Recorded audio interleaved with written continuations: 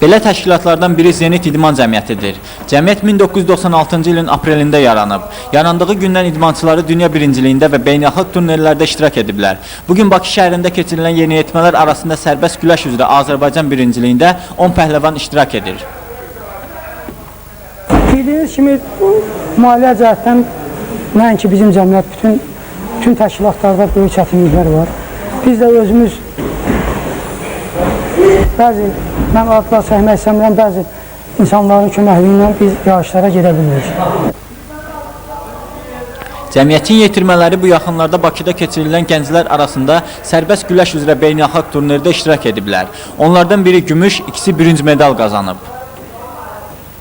Mən finalda Sumqayıt güləşçisi və Bakı güləşçisi ilə çox ağır görüşlərim oldu. Mən onları bir xal hesabı ilə uddum və finala vəsiqə qazandım. Finalda güclü idmançısına, dünya çempionuna məğlub oldum. Orada mən Özbəkistan güləşçisi, Gürcistan güləşçilərini uddum. Onun böyle bir nailiyyətdir ki, Özbəkistan çempionu, Gürcistan çempionu udmaq böyük bir şeydir. Onun əlimdən gələni elədim, uddum. Yaxşı, hakimlərin bəzi səhvli icbatından, bəzi haqsızlıqlarından üçüncü yerə uğradım. Qeyd edək ki, iyun ayının ortaları Albaniyanın Tirana şəhərində sərbəst güləş üzrə Avropa çempionatı keçiriləcək.